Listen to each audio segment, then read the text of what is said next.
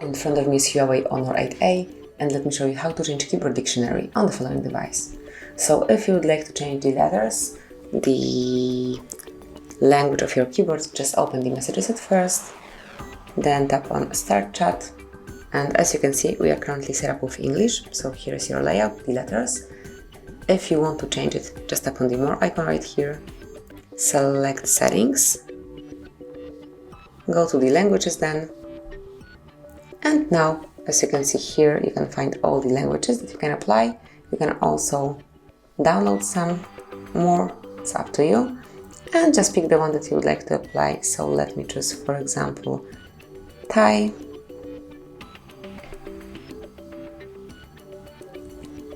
and let me activate it, and as you can see, it has been changed. Then if you would like to change it again, just perform the same operation. So this is it, that will be all. Thank you for watching, please subscribe our channel and leave the thumbs up.